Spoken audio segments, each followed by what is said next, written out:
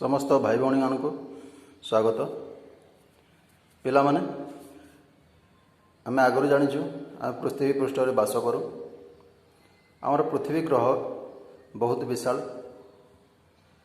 पृथ्वीर आकार को पृथ्वी रूप बा भू आकृति की कहुए।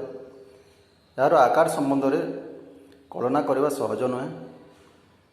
से यार एक अविकल क्षुद्र प्रतिरूप व्यवहार करा जाए। यह क्षुद्र प्रतिरूप को ग्लोब बा भूगोलक कहुए। आस आज पढ़ा भूगोलक अक्षांश और द्राघिमा विषय षष्ठ श्रेणीर भूगोल विषयर द्वितीय अध्याय भूगोलक अक्षांश और द्राघिमा। आम पृथ्वी पृष्ठ में विभिन्न भूमिरूप पहाड़ पर्वत नदी ह्रद उपत्यका जल और स्थल भाग रे बंटन देश और महादेश इत्यादि अवस्थिति यही ग्लोब रे आम जानी था। पृथ्वी रे रही उत्तरस्थ प्रांत बिंदु को उत्तर मेरु बा सुमेरु और दक्षिणस्थ प्रांत बिंदु को दक्षिण मेरु बा कुमेरु बोली कहा जाता है। ग्लोब रे दर्शाई उत्तर मेरु और दक्षिण मेरु एक दंड द्वारा संयुक्त। यही दंडटी को अक्ष बोली कहा जाए। किंतु प्रकृति रे पृथ्वी एपरी कौन सी दंड नहीं बा अक्ष नहीं। यह एक काल्पनिक अक्ष मात्र। ग्लोबटी जपरी तार अक्ष चतुष्पार्श्व घूरी थाए पृथ्वी से हीपरी यही काल्पनिक अक्ष चतुष्पार्श्व पश्चिम रु पूर्व को अनवरत घूरी चली था। आ पृथ्वीर यह घूर्णन को आवर्तन गति बोली कहुए। पृथ्वी निजर अक्ष चारिपटे अनवरत घूरुए जहाद्वारा कि दिन राति संभव हुए और यह घूर्णन को आवर्तन गति बोली कहुए। पृथ्वी निजर आवर्तन सहित सूर्य चारिपाखरे एक निर्दिष्ट पथरे प्रदक्षिण करें। पृथ्वीर यह गति को परिक्रमण बोली कहुए। पृथ्वी सूर्य को परिक्रमण करथुवा पथ को कक्ष पथ बोली कहुए।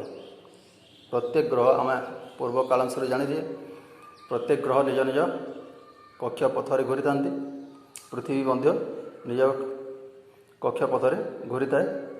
तेणु पृथ्वी सूर्य को परिक्रमण करुवा पथ को कक्ष पथ बोली कहुए। ग्लोब अक्षदंड भूपृष्ठ सहित लंब भाव में न रही सीधा सलख न रही 66.12 डिग्री आनुत होता है। गोटे पट को ढली रही है। सेहीपरि पृथ्वीर अक्ष तार कक्षतल सहित 66.12 डिग्री आनुत हो रही है। ग्लोब छोट बड़ एवं विभिन्न आकार रही है। खूब बड़ आकार ग्लोब मध्य रही जहाँकि सहजरे नेबा आनिबा करि हुए नहीं। एपरि छोट ग्लोब मध्य अच्छी जहाँ को सहजरे निया जाई पारे। आम स्कूल मानक मध्य रही जो ग्लोब की गोटे क्लास रू गोटे क्लास को निया जाई थाए। विभिन्न उपादान रे ग्लोब गुड़िक प्रस्तुत करा जाई थाए। से गुड़िक है शक्त पट्टी कागज प्लास्टिक रबर मृत्तिका इत्यादि। केतेक ग्लोब विद्युत शक्ति द्वारा आलोकित हो पृथ्वीर भूमिरूप तथा समुद्र तलर भू आकृति की विषय दर्शाई थाए। भूपृष्ठ थिबा देश महादेश सागर महासागर इत्यादि गुड़ी को उपयुक्त मान बा स्केल अनुଯାयी ग्लोब रे दर्शा जाता है। उपयुक्त मान अनुसरण करा जाउतबारु देश महादेश इत्यादि आकार आकृति दिग इत्यादि सठिक भाव में दर्शा जाता है। एबे आम अक्षांश और द्राघिमा विषय आलोचना करबा। ग्लोब उपर परस्पर को छेद करदुवा केते गुड़िया रेखा रही। तुम मैंने ग्लोब देखिथिबो मध्य चित्र ग्लोब को देख। ग्लोब उपरे ପୂର୍ବରୁ ପଶ୍ଚିମକୁ ଏବଂ ଉତ୍ତରରୁ ଦକ୍ଷିଣକୁ କେତେ ଗୁଡ଼ିଏ ରେଖା ଟଣାଯାଇଛି। ଏହି ରେଖା ଗୁଡ଼ିକ ପରସ୍ପରକୁ ସମକୋଣରେ ଛେଦ କରୁଛନ୍ତି। ପୂର୍ବ ଓ ପଶ୍ଚିମ ରେଖା ଗୁଡ଼ିକୁ ସମାକ୍ଷ ରେଖା ଓ ଉତ୍ତର ଦକ୍ଷିଣ ରେଖା ଗୁଡ଼ିକୁ ଦ୍ରାଘିମା ରେଖା ବା ମଧ୍ୟନ୍ଦିନ ରେଖା ବୋଲି କୁହାଯାଏ। ଯେଉଁ ପୂର୍ବରୁ ପଶ୍ଚିମକୁ ରେଖା ଗୁଡ଼ିକ ଯାଇଛି ତାକୁ ସମାକ୍ଷ ରେଖା ବୋଲି କୁହାଯାଏ ଏବଂ ଉତ୍ତରରୁ ଦକ୍ଷିଣକୁ ଯେଉଁ ରେଖା ଗୁଡ଼ିକ ଯାଇଛି ତାକୁ ଦ୍ରାଘିମା ରେଖା ବା ମଧ୍ୟନ୍ଦିନ ରେଖା ବୋଲି କୁହାଯାଏ।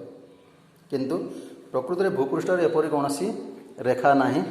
ଏଗୁଡ଼ିକ କେବଳ କାଳ୍ପନିକ ରେଖା ଗୁଡ଼ିକ।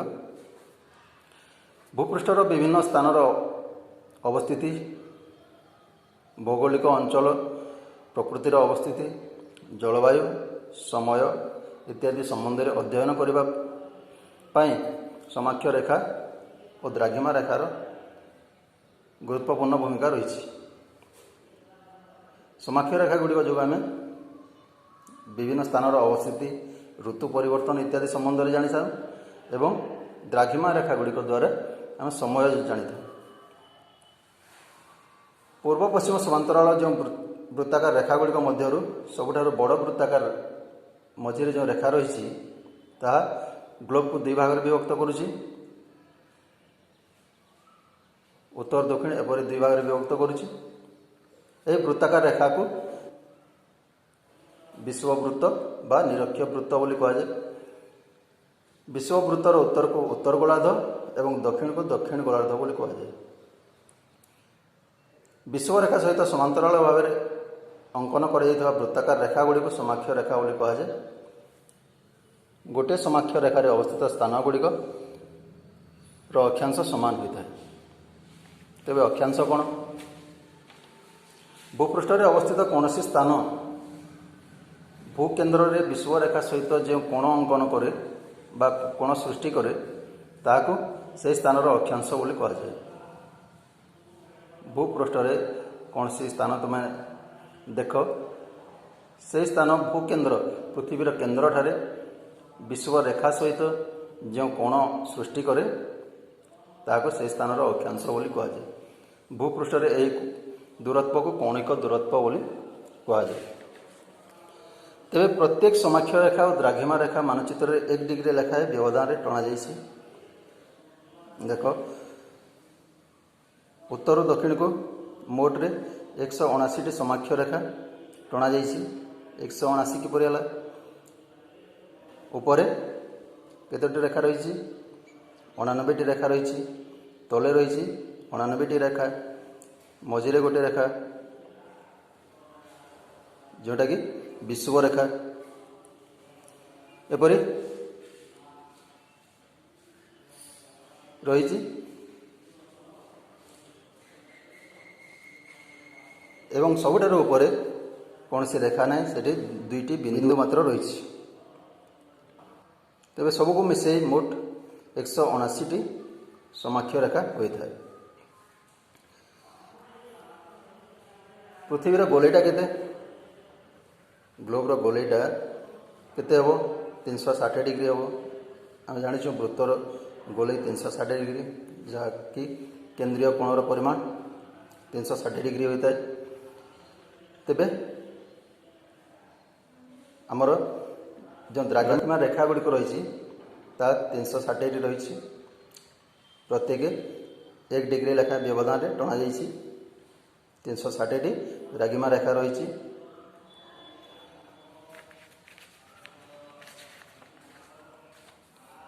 ଶୂନ ଡିଗ୍ରୀ ଅକ୍ଷାଂଶରେ ଅବସ୍ଥିତ ସ୍ଥାନ ଗୁଡ଼ିକୁ ସଂଯୋଗ କରି ଯେଉଁ ବୃତ୍ତାକାର ରେଖା କଳ୍ପନା କରାଯାଇଛି ତାକୁ ପୃଥିବୀର ବିଷୁବ ବୃତ୍ତ ବା ନିରକ୍ଷ ବୃତ୍ତ ବୋଲି କୁହାଯାଏ।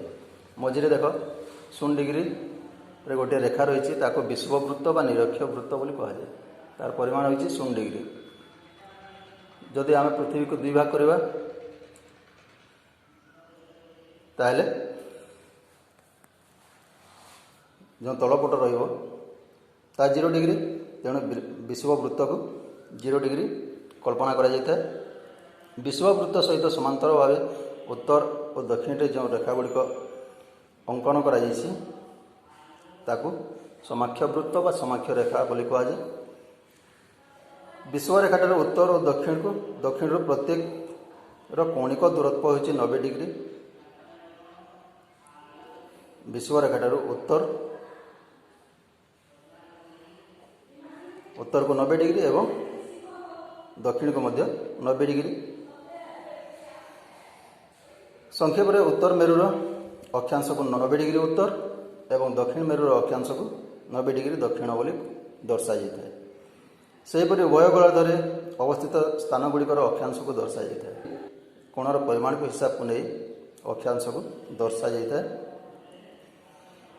जमतीकि भुवनेश्वर 20 डिग्री 15 मिनिट उत्तर अक्षांश अवस्थित। यहाँ संक्षेप में 20 डिग्री 15 मिनिट उत्तर बोली दर्शा जाए।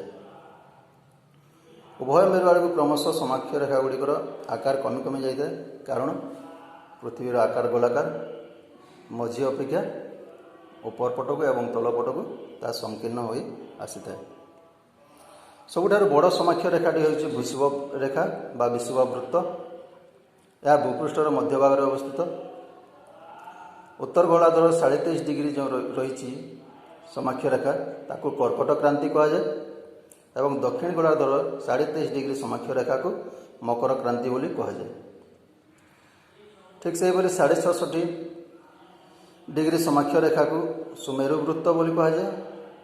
उत्तर में समाक्ष रेखा को सुमेरु वृत्त बोली कहुए एवं 66.5 डिग्री दक्षिण में थिबा समाक्ष रेखा को कुमेरु वृत्त बोली कहुए।